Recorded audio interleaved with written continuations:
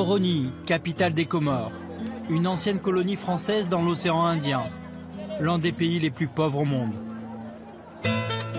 Situé entre Madagascar et la côte africaine, cet archipel de 4 îles, Grande Comore, Anjouan, Moélie et Mayotte, barre le canal du Mozambique, un lieu stratégique pour le trafic maritime. Un archipel marqué par la figure d'un homme à la réputation sulfureuse, Bob Denard, un mercenaire français. Au milieu des années 70, il va s'imposer comme la figure incontournable du pays et le marquer de son empreinte.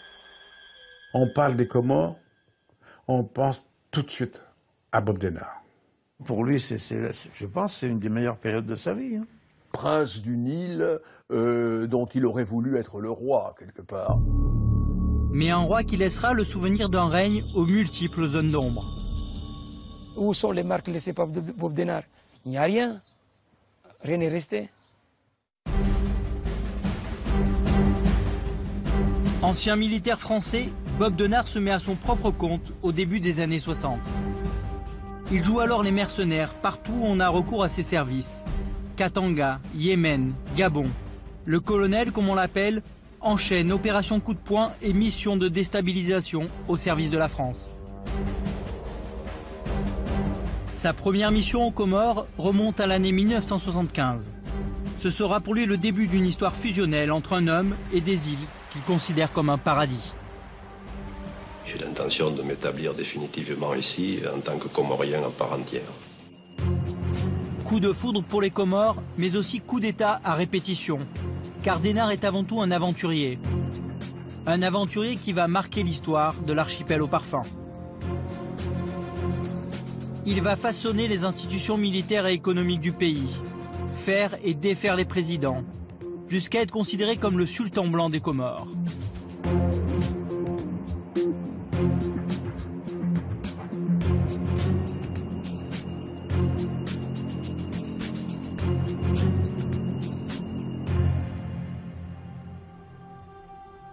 Nous sommes en 1974.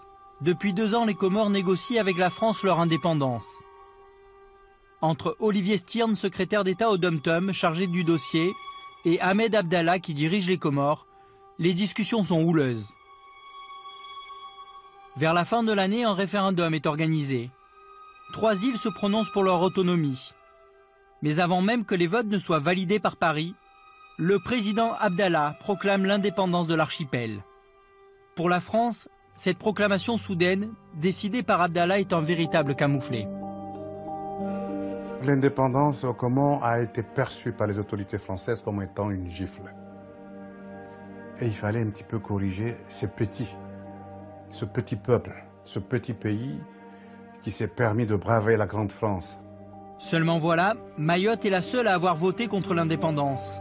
Elle veut rester française. Mais pour Ahmed Abdallah, cette île est comorienne et doit le rester. Une prise de position qui ne plaît pas à la France. Curieusement, 1 mois après l'indépendance, Ahmed Abdallah est renversé.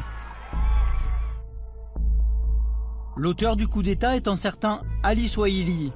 Il a 38 ans. C'est un jeune progressiste, un électron libre qui n'était pas apparu jusque-là dans le jeu politique comorien. Sa vision de l'archipel se résume à un slogan: révolution et réforme agraire. Vive les Comores libres et unis et vive la révolution! La révolution culturelle de Swahili est en marche. Une société nouvelle doit émerger. Mais pour asseoir son pouvoir, il doit évincer définitivement le président Abdallah, qui a trouvé refuge dans son fief de l'île d'Anjouan. Pour cela, il a besoin d'un allié. La solution va venir d'Yves Lebray, le fondateur de la compagnie Air Comores. C'est un proche de Swahili. Lebray s'engage à trouver les hommes de main pour se débarrasser d'Abdallah. Et pour cela, il se rend à Genève, en Suisse. L'intermédiaire qui va permettre de trouver des affreux qui n'ont pas froid aux yeux, c'est un certain George Starkman, un marchand d'armes qui a baroudé partout en Afrique. Il connaît bien Denard. Je rencontre un ami qui était directeur de la banque de dépôt. Et on parle, on échange quelques mots, et il me dit « Ah, j'ai des problèmes avec un de mes clients qui est aux Comores, monsieur Lebray, Yves Lebray, Quelle est la compagnie aérienne des Comores? Est-ce qu'il y a... On ne peut pas trouver une solution. Quelle solution? Il n'y a pas... Oui, il faudrait quelqu'un qui puisse, là-bas, venir mettre de l'ordre. Je dis, moi, je ne sais pas, moi, j'ai un copain, je vais lui en parler, en pensant à Denard. J'ai parlé à Denard, ça l'intéressait parce qu'il n'avait rien à faire à l'époque. Ils se sont mis d'accord. Lebray a mis à disposition un peu d'argent et Denard a monté son opération, qui était une opération minimum. Quand le colonel Denard s'envole pour les Comores, il embarque 300 fusils automatiques qu'il décharge dans l'aéroport de Moroni, surveillé par la gendarmerie mobile française qui ferme les yeux. Sur place, Denard recrute 200 Comoriens fidèles à Swahili. Avec 7 de ses hommes venus le rejoindre, ils entraînent une troupe débraillée et disparate. Une véritable cour des miracles, dira Denard.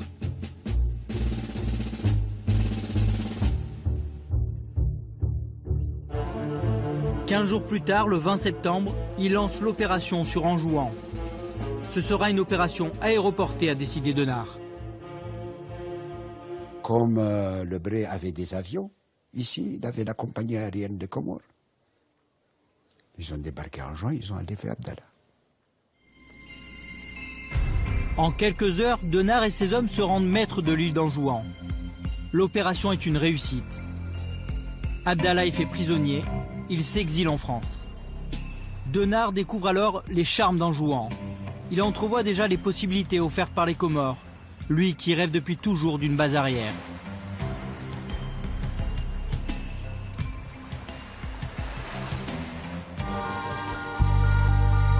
Conforté par Denard, Ali Swahili est le nouvel homme fort du pays. Fidèle à son programme, il s'appuie sur les masses populaires pour se débarrasser de la bourgeoisie. Pour mener à bien sa réforme agraire, l'ensemble des Comoriens est appelé au champ. Mais très vite, Bob Denard et la France s'inquiètent de la mise en place de la politique révolutionnaire de Swahili et de ses dérives marxistes. Au fur et à mesure de notre présence ici, on a vu que l'orientation politique changeait et qu'elle était contraire à nos convictions de toujours. Et alors nous nous sommes retirés. La rupture avec Ali Swahili consommée, Denard quitte les Comores en promettant de revenir. Quelques mois plus tard, en février 1977 à Paris, Ahmed Abdallah reprend contact avec celui qu'il a destitué il y a 2 ans à peine. Il lui demande de le remettre au pouvoir. Denard accepte, sans état d'âme. Il va même jusqu'à participer au financement de l'opération. Au port de Lorient, Denard achète un chalutier désarmé de 75 mètres, le Cap Fanier, rebaptisé Antinéa. Après 1 mois de travaux, le navire est prêt à prendre la mer. L'opération Atlantide est lancée. Pour cette mission, Denard recrute 50 mercenaires issus pour la plupart des réseaux de l'extrême droite. Des mercenaires surveillés de près par la France. Car selon le colonel, cette mission a été validée par les services secrets. C'est sûr que le coup d'État de 78, c'est avalisé par la haute hiérarchie de la DGSE. Pas forcément le patron de la DGSE, mais la haute hiérarchie de la DGSE, le service action, ça fait aucun doute. Ancien directeur général des services secrets français, la DGSE, Claude Zilberzan admet du bout des lèvres des contacts avec Denard. Si vous voulez, au fond, un service comme la DGSE, vis-à-vis de Bob Denard, elle le regarde faire. Un type comme ça, il est totalement libre. Il ne faut pas qu'à un moment donné, un homme comme Denard dise « je traite avec le directeur général des services », vous comprenez? Jamais il peut dire ça. Ça ne veut pas dire qu'il ne voit pas des gens du service. Une chose est sûre, l'opération est menée de main de maître. Mars 78, l'Antinéa quitte l'Orient. Il va contourner l'Afrique pour rejoindre les Comores, sous couvert d'une mission scientifique.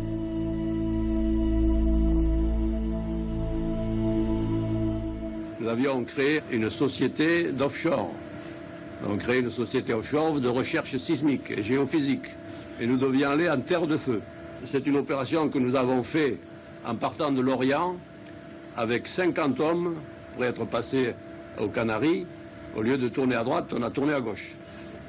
Et nous avons doublé le cap de Bonne-Espérance pour arriver aux Comores le matin du 13 mai. Après 23 jours de mer, Moroni est en vue. L'objectif, la plage d'Itsandra. L'opération est lancée dans la nuit du 13 mai. Bob Denard est à la manœuvre. À bord de pneumatiques, les commandos débarquent. 50 hommes armés investissent la ville. Nous avons réussi, en 4 heures de temps, nous avons rendu maître de la capitale et fait prisonnier le président, fait prisonnier tout le monde. Ali Swahili, celui que Denard avait aidé à mettre en place, sera tué quelques semaines plus tard, lors d'une tentative d'évasion. Certains y voient la main du colonel. Le chapitre révolutionnaire se referme sur les Comores. Swahili laisse un pays exsangue, ruiné et isolé sur la scène internationale. Tout est à reconstruire. Il faut repartir de zéro.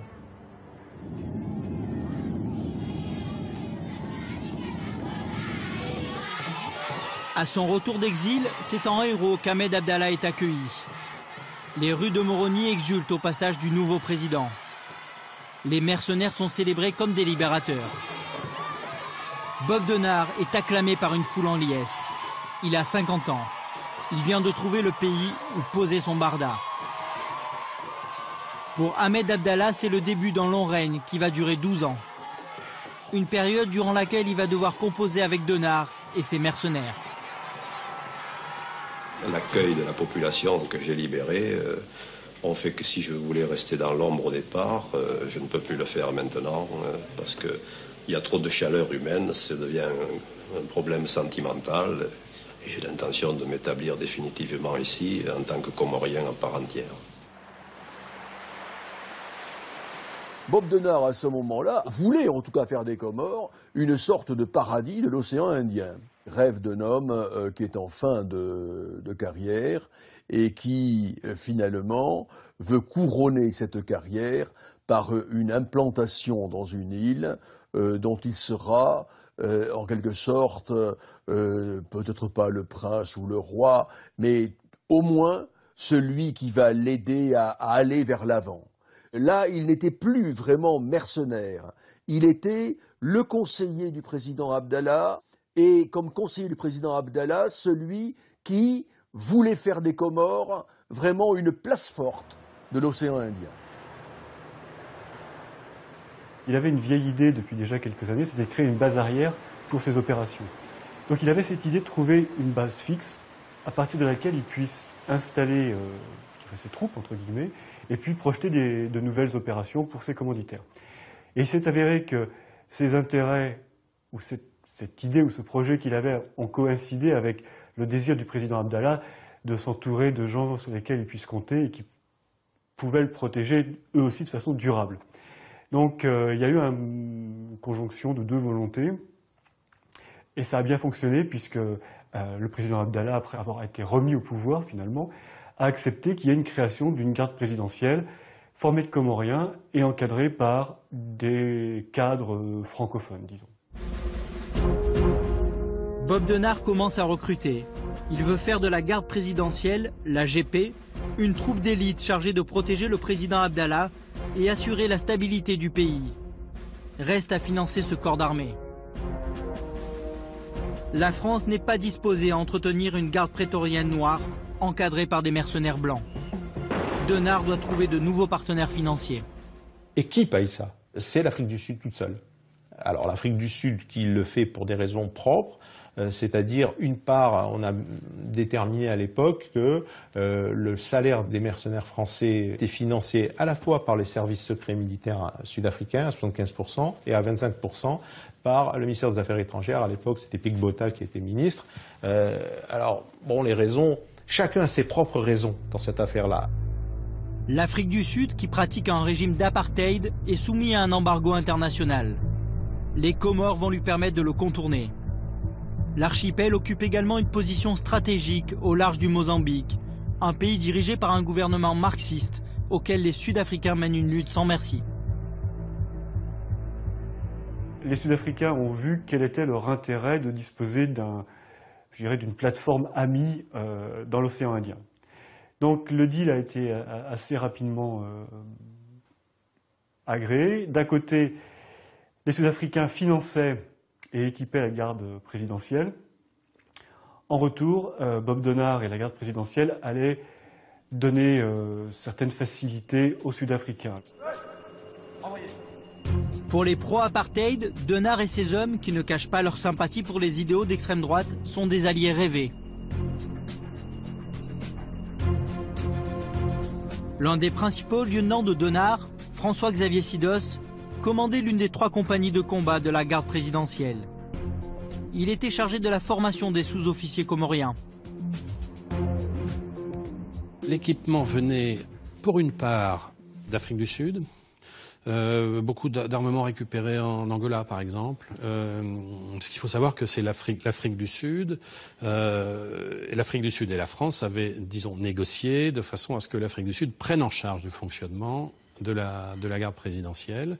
Et les Sud-Africains avaient installé une station d'écoute en Grande Comore.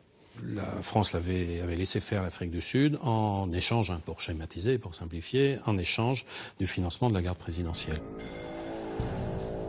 L'argent sud-africain coule à flot et bientôt les effectifs de la garde présidentielle atteignent 500 hommes, encadrés par une quarantaine d'instructeurs européens qui en font une armée redoutable. Une des caractéristiques de la garde présidentielle, c'est qu'elle avait un niveau opérationnel tout à fait comparable à celui d'un régiment parachutiste français. Elle a formé un encadrement de sous-officiers puis d'officiers performants, avec un niveau réel, intéressant. Et ça en faisait une unité militaire vraiment performante.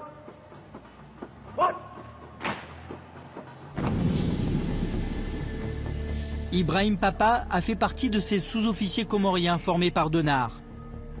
Chef de groupe au sein de la première compagnie, il a passé 20 ans au sein de la garde présidentielle. Il a très bien connu Bob Denard et ses adjoints. C'est les 3 chefs. C'est l'adjoint de Denard, c'est le chef opérationnel militaire, Hoffman. Capitaine Jean-Pierre, c'est le 3e bureau, c'est le Denard. Je suis fier que je suis un soldat de Bob Denard. Spécialisé dans les armes lourdes, Ibrahim Papa a gravi tous les échelons de la GP au cours de sa carrière, jusqu'à en devenir un soldat d'élite et un sous-officier respecté. Le diplôme, c'est le diplôme que j'ai reçu le moment qu'on était parti pour spécialiser les armes lourdes. J'ai eu le diplôme comme quoi j'ai reçu l'examen des mortiers tactiques et techniques. Ibrahim tient à nous montrer l'endroit où il a manœuvré et où il s'est entraîné avec sa compagnie pendant des années sur les hauteurs de Moroni, en pleine montagne, à l'abri des regards indiscrets. Ici, on fait des combats, on fait des embuscades, surtout sur la route, qui était vraiment beau pour faire des embuscades en cas de guerre, de nous montrer les dangers dans une piste.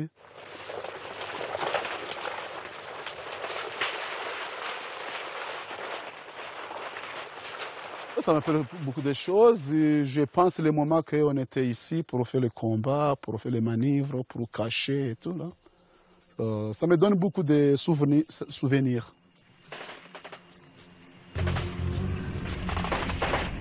À la tête de la garde présidentielle, Bob Denard a réussi à s'imposer comme l'acteur central du jeu politique comorien. Il est le garant de la stabilité du pays et de la sécurité du président. Mais Denard a d'autres projets pour son pays d'adoption. Pour les accomplir, il troque l'uniforme pour le costume d'homme d'affaires et multiplie les séjours en Afrique du Sud en quête de financement.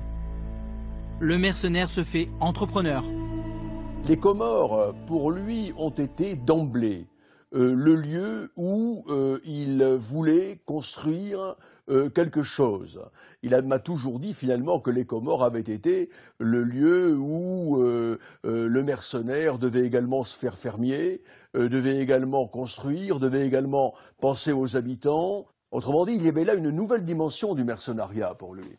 Et cette garde présidentielle serait le groupe qui montrerait la voie de ce qu'il fallait faire pour les Comores. C'est ainsi qu'il a fait une ferme modèle, c'est ainsi qu'il aurait vraiment voulu devenir une sorte de gentleman farmer, en abandonnant les vieilles traditions du mercenariat. La force tranquille militaire, on va dire, est utilisée principalement pour assurer un certain nombre de missions de développement, mais de vrai développement. Un de ces axes d'effort, c'est la mise en place de la ferme pilote de Sangani. Les compagnies de la garde présidentielle se relayent tout là-haut, sur la montagne, pour creuser et construire un impluvium, parce que la Grande Comore est une île volcanique, il n'y a pas de cours d'eau, donc il faut recueillir l'eau de pluie. Ça veut dire un impluvium pour pouvoir irriguer les cultures, des constructions, la mise en place de systèmes de culture, d'élevage, voilà. Et la ferme de Sangani devient une ferme pilote qui fonctionne et qui prouve à tout le monde qu'il est possible de faire quelque chose pour donner une certaine autosuffisance alimentaire aux Comores. Mohamed Saïd a été l'un des contremaîtres embauchés à la ferme de Sangani. Bonjour, monsieur le président. Il en a assuré le fonctionnement et le développement pendant une dizaine d'années. Formé par les ingénieurs sud-africains dépêchés à Moroni, Mohamed a vu les millions affluer et le rêve de Denard prendre forme. Avant 1980, la ferme de Sangani, on peut dire que ce n'est pas un morceau de terre comorienne. On peut dire que c'est peut-être un morceau qui vient de l'extérieur. Parce que tout est mécanisé. J'ai planté la pomme de terre mécaniquement, j'ai récolté mécaniquement, j'ai planté les maïs mécaniquement, j'ai récolté mécaniquement, tout est mécanique. En quelques mois, Bob Denard fait de cette exploitation de 500 hectares une ferme ultra-moderne qui emploie 300 personnes. Sur les marchés de Moroni commencent à apparaître les produits de la ferme de Sangani. Les Comores connaissent un embryon de développement économique et bientôt des hôtels apparaissent dans l'archipel. Son rôle à l'époque est de construire et de mener à bien des projets de développement. C'est ainsi que sont construits des hôtels, principalement deux, sur la côte à proximité de la capitale, à proximité de Moroni, Itsandra, et au nord à Galawa, qui sont des complexes hôteliers qui vont permettre de développer le tourisme. Au nord de l'île, à 30 km de Moroni, à Mitsamiouli, au bord d'une plage de sable blanc, l'hôtel Galawa voit le jour. Un immense complexe hôtelier de luxe de 250 chambres accueille désormais les vacanciers sud-africains. Toute une économie liée au tourisme apparaît.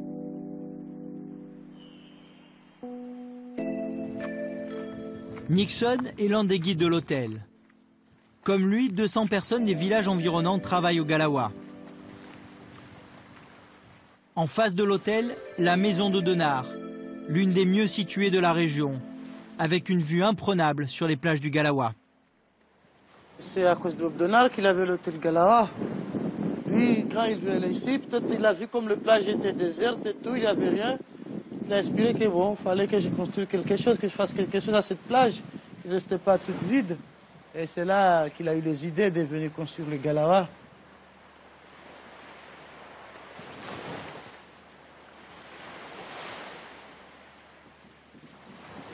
Je veux dire merci à Bob Denard parce qu'à cause de lui, on avait le Galawa. Et après le Galawa, on a fait beaucoup de connaissances des gens de l'extérieur, des Sud-Africains, des Allemands, des Américains. Et il y avait le pêcheur qui amenaient leur barque comme ça, qui descend à la plage et qui puisse amener le touriste, faire une petite balade dans la mer, partir faire une petite croisière, nager avec le dauphin, faire un coucher de soleil. Quand il a fait le Galawa, je veux dire, on vivait bien. Pour Bob Denard, cette époque est certainement la meilleure de sa nouvelle vie comorienne. Il participe à la vie locale et se fond parmi la population. Il se convertit même à l'islam, la religion dominante aux Comores, adopte le nom de Mustapha Mahadjou et épouse une Comorienne. En tout cas, lui, il était gentil avec nous. Il vient avec les gens. Quand les gens lui voient, lui salue, il s'arrête, il salue les gens. Il n'était pas méchant. Monsieur Bob Denard, bonjour, monsieur, ça va, coquillage, combien, voilà. 5 francs, il donne. Même s'il n'a pas besoin de coquillage, mais il le faisait ça pour nous faire plaisir. Et puis, il aide surtout les enfants à l'école. Il ramène des cahiers, des stylos, les rentrées scolaires. Ici, Mustapha Mahadjou a enfin trouvé la paix. Homme d'affaires prospère plutôt que mercenaire. c'est la période dorée. C'est formidable quand même pour un mercenaire. Vraiment, c'est la belle vie, quoi. C'est l'image du corsaire. C'est ce qui a donné cette illusion que ces mercenaires étaient des corsaires au grand cœur et que, bon, voilà, ils y allaient non pas pour le côté sombre de l'affaire, mais pour le côté doré, le soleil, et puis l'argent coule suffisamment à flot. Mais cette période dorée ne va pas durer. La réussite de Denard dérange. Ses détracteurs dénoncent sa mainmise économique, politique et militaire sur le pays. La population qui jusque-là s'était accommodée de sa présence et de celle de ses mercenaires commence à réclamer son départ. La contestation monte, la révolte gronde. Le mal est fait, c'est-à-dire qu'ils deviennent impopulaires. De plus en plus, ils prennent du pouvoir, de plus en plus, ils sont apparents, de plus en plus, ils s'affichent. C'est-à-dire qu'y compris dans la deuxième phase, Denard s'installe, est présent en permanence là-bas. Ils font des réceptions, ils prennent des femmes locales pour certains d'entre eux, et ils commencent à avoir un sentiment de toute puissance, alors qu'au début, ils étaient extrêmement discrets, et ont une accumulation d'incidents. Le type qui se fait rabrouer dans un match de football, il casse la gueule au truc autour, ou qui est mal servi dans un restaurant, la GP des boules, enfin, des choses qui finissent par vraiment exaspérer à la fois la population locale et la classe politique locale. Ce mercenariat avait des responsabilités militaires, mais aussi économiques. Et après, on s'est rendu compte qu'il dépassait les instructions, leurs prérogatives. La sonnette d'alarme est venue des Comores même, où ils ont demandé assistance à la France. C'est la France qui a envoyé Bob Denard ici. Donc ils ont demandé à la France de faire soit calmer Bob Denard, ses appétits, soit de le faire partir. Malheureusement, ça n'a pas été entendu et ça s'est passé autrement. Mars 1985, coup de tonnerre à Moroni.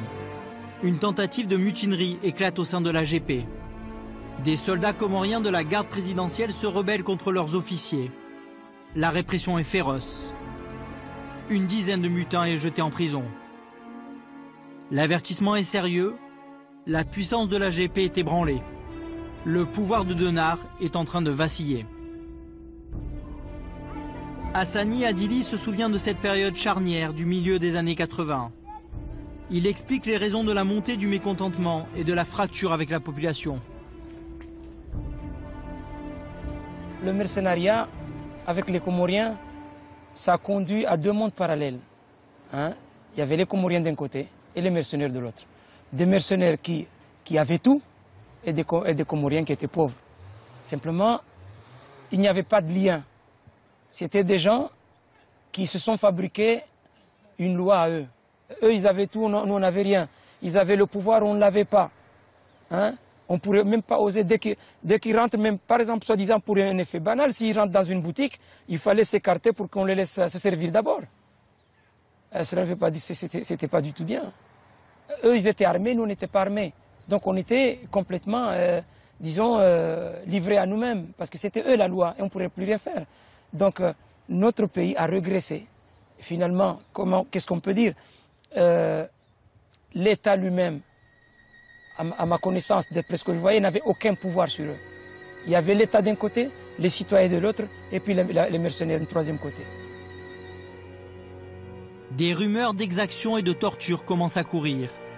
Le divorce entre les Comoriens et les mercenaires est consommé. C'est à cette époque qu'Ali, le frère d'Hassani, est tué dans des circonstances troubles. Il avait 24 ans.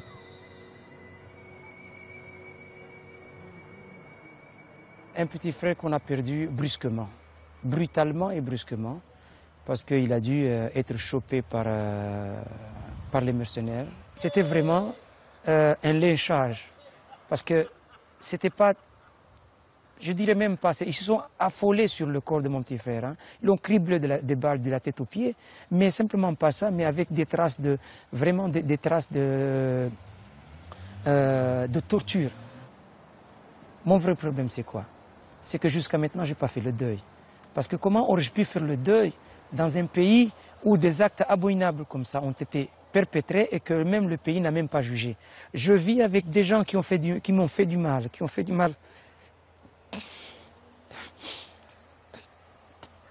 qui ont fait du mal à un frère dont je ne le connais pas, le visage, que je risque de les aborder, d'être avec eux, sans les connaître. Donc, ça me fait mal, À Moroni, les témoignages comme celui d'Hassani se multiplient. Il commence à inquiéter les pays qui soutiennent Denard. Surtout les Sud-Africains, engagés dans des pourparlers pour mettre fin au régime d'apartheid. Dans cette quête de respectabilité, l'attitude de l'AGP commence à faire tâche. On commence à avoir des déclarations des diplomates sud-africains critiquant le comportement de la garde présidentielle aux Comores, ce qu'on n'avait pas avant. Les mercenaires, ça commence à faire véritablement moche dans le paysage. Si ce modèle de coopération tourne en eau de boudin, parce que les mercenaires qui le financent commencent à faire des trucs un peu trop voyants localement, des conneries, sont très impopulaires, ils s'aperçoivent que ça va leur revenir en boomerang, ça va être extrêmement dangereux pour eux, et donc ils préfèrent commencer à prendre leur distance. L'AGP était quand même, c'était devenu on va dire un anachronisme. C'est une des dernières gardes présidentielles mises en place par la France, ou quasiment. Elle était assez souvent l'objet de critiques médiatiques, le plus souvent non fondées d'ailleurs. Denard essaie de reprendre en main la garde présidentielle, mais là, il court après, il est toujours en train de courir après un coup de retard là. C'est-à-dire que les changements viennent de partout, la France, l'Afrique du Sud, donc il y a beaucoup trop de modifications pour qu'il puisse gérer. Localement, il pensait être les rois de l'archipel, ils commencent à être haïs par tout le monde. Donc bon, ça fait beaucoup pour qu'ils puissent gérer leur maintien au pouvoir. Les jours de Denard à la tête de l'AGP sont comptés. Ses principaux bailleurs de fonds lui tournent le dos. Les salaires des soldats et des mercenaires ne sont plus versés. Paris décide de le lâcher une bonne fois pour toutes. On décide à l'époque d'assainir un certain nombre de situations, et parmi ces situations, il y a celle des Comores, de ne plus être lié à des choses, à des france-africaneries un peu sordides, un peu minables. Aux abois, Denard tente un dernier coup. Le 6 juillet 1989, date anniversaire de l'indépendance, il fait défiler la garde présidentielle en armes dans les rues de Moroni. Denard fait étalage de sa force et montre que rien ne peut se faire sans son accord. Ce qui gênait plus la France, c'était pas tellement la présence de, entre guillemets, mercenaires, c'était plus l'existence d'une force militaire, la force militaire que représentait la garde présidentielle, qui aurait pu être mise dans des mains exclusivement comoriennes. Et je crois que le vrai problème était là. Le 26 novembre 1989, au soir, tout s'accélère. Le président Abdallah est assassiné dans son bureau, en présence de Denard et de 2 de ses hommes. Abdallah est pressuré aussi pour se débarrasser des mercenaires. Et donc les autres voient bien que le temps est compté. Et c'est là où il y a l'assassinat d'Abdallah dans son cabinet. Alors là, bon, il y a plusieurs thèses possibles. On n'a rien de prouvé. Ce que l'on sait, c'est que dans une pièce se trouve le président Abdallah, Bob Denard, 2 de ses hommes, et qu'il y a une discussion qui est animée. Cette discussion animée provoque l'entrée d'un garde du corps du président Abdallah, qui croit le président menacé, arme, tire, rate Denard pour une raison inconnue, et sa balle tue le président Abdallah. C'est l'exposé des événements que donne Bob Denard à l'époque. 23 ans plus tard, le fils du président assassiné, Salim Abdallah, revient sur ce drame, avec distance et ironie. Vous savez, je n'étais pas dans la pièce. Mais la réponse, vous l'avez. Il y avait 2 Comoriens dans la pièce. Et 3 Français. Les Français en sortent vivants et les 2 Comoriens morts. Et on veut faire comprendre, c'est faisable, hein, c'est possible, que les 2 Comoriens se sont entretués. On veut faire comprendre et admettre, ils se sont entretués, et ceux qui avaient la garde d'un des Comoriens n'a même pas été blessé. Aucun. Donc la réponse, je ne l'ai pas, je n'étais pas dans la pièce, mais ça me paraît bizarre. Et en tant que fils, tout ce qu'on me donne comme version, j'accepte. Ce qui est clair, c'est que ceux qui ont vu Bob Denard sortir du bureau du président Abdallah témoignent tous de la même chose. Il était absolument hors de lui et il savait qu'il venait de perdre, je dirais, la clé de son maintien aux Comores. Coupable ou pas? Mystère. Mais une chose est sûre, à Moroni, les dés sont jetés. Le départ de Bob Denard est désormais inéluctable. D'autant que la population comorienne manifeste désormais ouvertement son hostilité. La France et la République sud-africaine s'accordent sur un point. Il est temps de mettre un terme au règne de Denard sur les Comores. Michel Rocard, alors Premier ministre, prend personnellement les choses en main. Nous saisissons nos services spéciaux. Je saisis les services spéciaux pour voir ce qu'on peut faire avec cette bande d'énervés mercenaires qui voulaient contrôler un petit État pour avoir une base probablement mafieuse ou d'exportation de mercenaires ailleurs, enfin je n'en sais rien.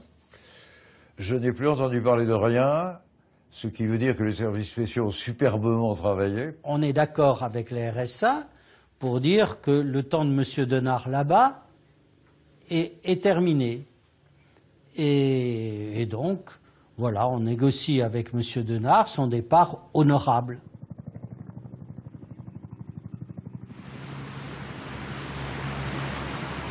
« 200 militaires français débarquent à Moroni. Denard négocie son départ et accepte son exfiltration en Afrique du Sud. L'important, c'est qu'il n'y a pas eu d'effusion de sang. Pour les Comores, j'espère que tout ira bien. Je le souhaite. Vous avez vu ce que les Français ont fait? J'espère qu'ils continueront jusqu'au bout maintenant pour que les Comores vivent dans la paix et la prospérité parce que le peuple comorien le mérite. Le 15 décembre 1989, sous la pression des militaires français, Bob Denard quitte les Comores pour Pretoria. Bob Denard fut exfiltré sans que personne n'y voie rien dans le monde entier. C'est un très très gros succès. Et nous avons ramené les Comores, grâce à cette opération de la DGSE, admirable, à une situation de paix civile locale. La parenthèse de Denard se referme. Elle aura duré 12 ans. À Moroni, le calme est revenu. En exil forcé à Pretoria, Bob Denard entame une douloureuse traversée du désert. Son rêve est passé. Il rumine sa mauvaise fortune comorienne à ses rares visiteurs.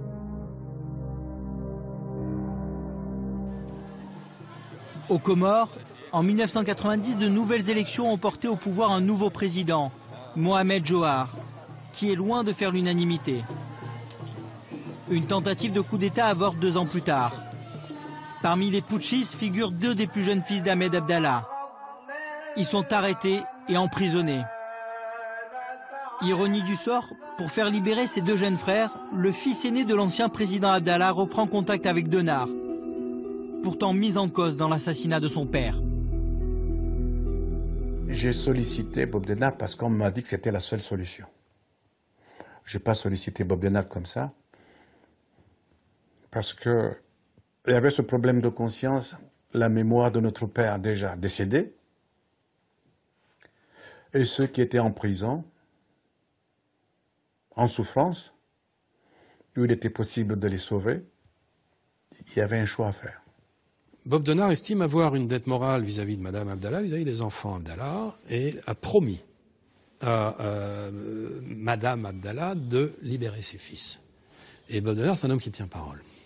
C'est un affectif.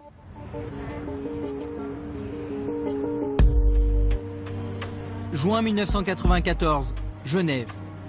Jean-Claude Sanchez, un ancien parachutiste reconverti dans le renseignement, est contacté par Denard.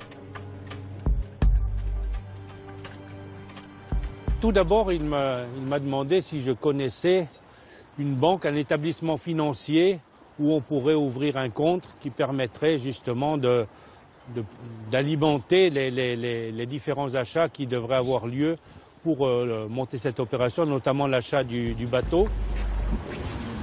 Pour cette nouvelle opération aux Comores, Bob Denard affirme disposer d'un budget conséquent, estimé à 2 millions d'euros. L'origine des fonds, il y a deux origines en tout cas connues, celle des frères Abdallah, celle du prince Kamel, et la troisième, bien, ce sont des fonds secrets des services. Financé par le clan Abdallah, par les services français et par un homme politique comorien, les préparatifs pour cette nouvelle mission sont lancés début 1995. Il achète le bateau à Bergen. Le bateau subit un certain nombre de transformations à Rotterdam. Tout ça au nom d'une mission de recherche archéologique aux Philippines. Alors, ça permet de donner un petit parfum de chasse au trésor. C'est très bien ça, parce que ça permet de garder une certaine discrétion, tout en faisant en sorte que c'est normal d'avoir des gens qui ont plus un profil d'agent de sécurité que de marin à bord. Pendant ce temps, Jean-Claude Sanchez s'envole pour les Comores. Avec 3 complices, ils sont chargés de préparer le débarquement. Notre rôle avait plusieurs aspects. D'une part, déjà, sentir un petit peu l'atmosphère là-bas, s'imprégner un peu de l'atmosphère sur place. D'autre part, repérer des endroits effectivement de possibilités de débarquement. Et puis le troisième point, avoir des véhicules pour l'acheminement des gens qui ont débarqué au point où ils devaient opérer. C'était pendant les 15 jours que nous avons passés en repérage, où nous jouions les touristes. On voit d'ailleurs, je suis en Bermuda, en couleur, en maillot de corps. Alors au final, notre choix s'est porté non sur une plage, mais sur un endroit où il y a une coulée de lave qui se jette dans la mer, mais qui était un endroit très, très discret. Le Vulcain quitte Tenerife le 26 août 1995. La traversée va durer 1 mois.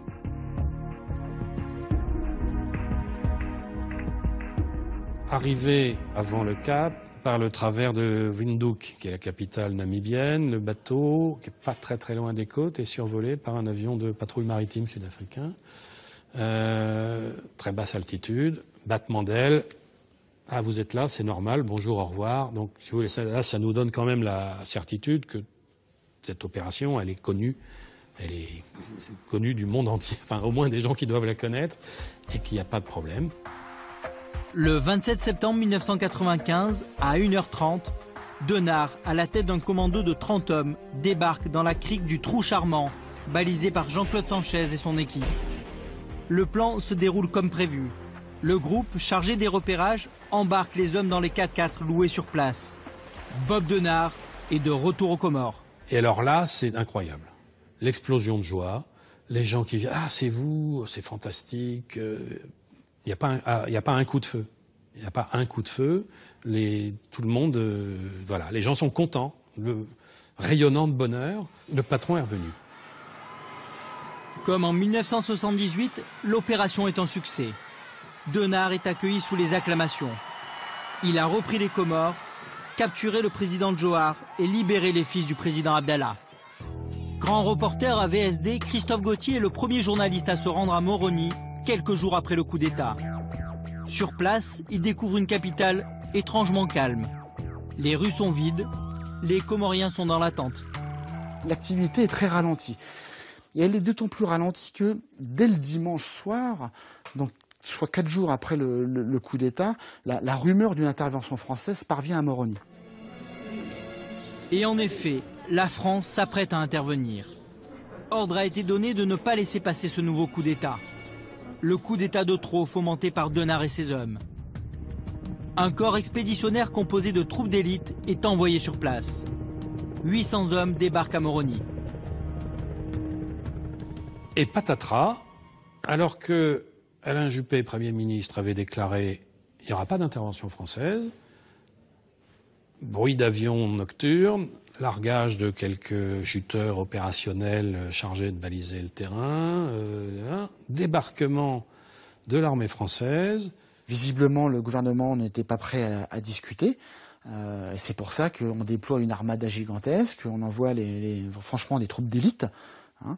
Et quand les premiers soldats français mettent le pied sur le sol comorien, ils ouvrent le feu pour dire que voilà, c'est du sérieux, qu'il n'est pas question de discuter. Et si les mercenaires ne se rendent pas, l'armée française tirera. En coulisses, les négociations débutent. Denard mesure la détermination française. Il n'y a jamais de dernier baroud. Tant qu'il y a la vie, il y a la vie qui tourne. Et le baroud, il est bien vrai que ça fait depuis 1945 qu'il est peut-être temps de raccrocher, mais qui peut dire hein. Denard comprend qu'il est pris au piège et que sa vie et celle de ses hommes sont directement menacées. Reclus dans la caserne de Kandani, il décide d'ouvrir les portes à la presse et de mettre en scène sa sortie. Les journalistes arrivent à rentrer dans le camp, la conférence de presse a lieu et Denard leur dit, écoutez, voilà, visiblement les ordres de l'armée française sont attaqués, il va y avoir un bain de sang.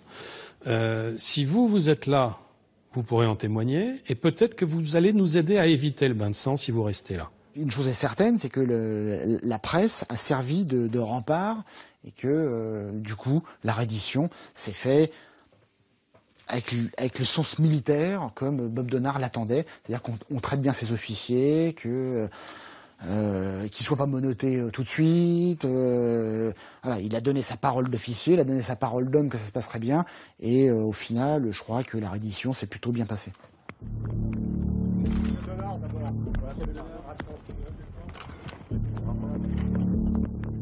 Devant les caméras du monde entier, le vieux baroudeur de 66 ans tire sa révérence et se rend aux hommes du GIGN. Vaincu par la raison d'État. Le colonel mourra 10 ans plus tard, sans revoir les Comores. Ça ne s'est pas passé comme il l'aurait souhaité. Il a certainement vécu ça comme un drame. Pour lui, c'était un drame, puisqu'il a été emprisonné derrière. Et c'est dommage. C'est dommage, je crois que les autorités françaises ont manqué d'élégance vis-à-vis de Bob Denard, qui les a tant servis pendant des années.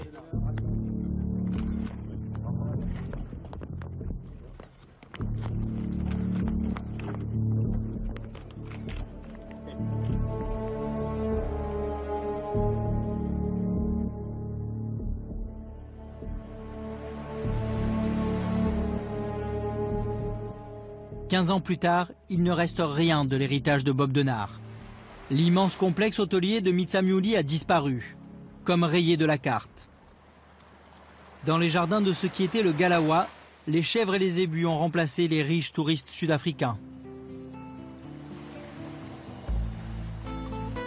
Nixon, l'ancien guide touristique, a connu les années fastes de l'hôtel. Comme quelques Comoriens privilégiés, il a profité de la manne financière apportée par Bob Denard. Une époque à jamais révolue.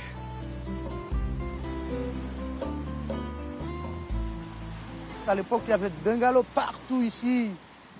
On n'imagine pas, mais maintenant tout est fini, il n'y en a plus. Il n'y a plus l'ambiance comme à l'époque. À l'époque, le village vivait mieux. Quand il y avait le Galawa, la vie était géniale. C'était la vie en rose, les années de Galawa et Bob Denard. Mais comme tous ces deux personnes, il n'y a plus le Galawa, il n'y a plus Bob Denard, qu'est-ce qu'il y a comme mort? C'est juste le misère, je veux dire. À la ferme de Sangani, la nature a repris ses droits. De l'exploitation agricole ultramoderne, il ne subsiste que des ruines. Cette expérience de la modernité, inédite dans l'archipel et incarnée par Denard, a été effacée de la mémoire des Comoriens. Un véritable gâchis pour Ibrahim. Ça, je pleure puisque le moment que Denard il a construit bien ici, qu'on trouve comme ça, pour moi ça m'a fait mal. Parce que normalement on doit garder pour nous. Ça ne va pas du tout.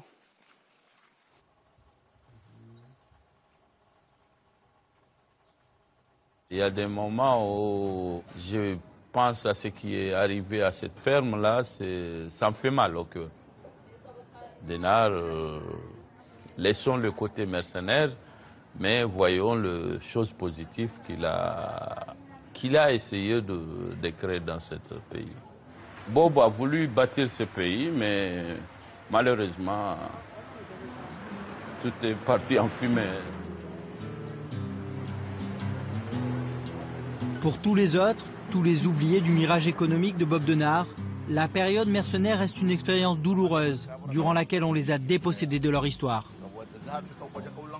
Denard et les mercenaires, est-ce qu'ils sont encore dans la tête des Comoriens? Je pense que oui. Je pense que cela relève du traumatisme colonial. Aujourd'hui, on parle de néocolonialisme. Je crois que ça n'a pas tellement changé pour nous, on s'est enfoncé un peu plus.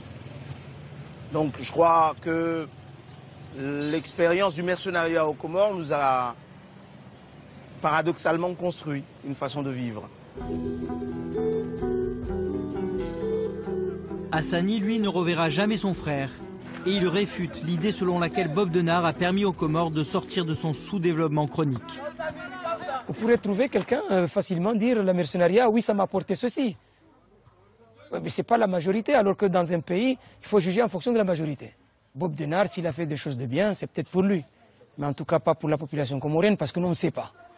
Je ne suis pas sûr actuellement de pouvoir vous présenter quoi que ce soit qui a été fait par Bob Denard. Y a-t-il un endroit vraiment qui ressemble à un autre endroit dans le monde? On est tout le temps dans le système de pauvreté. Où sont les marques laissées par Bob Denard? Il n'y a rien. Rien n'est resté.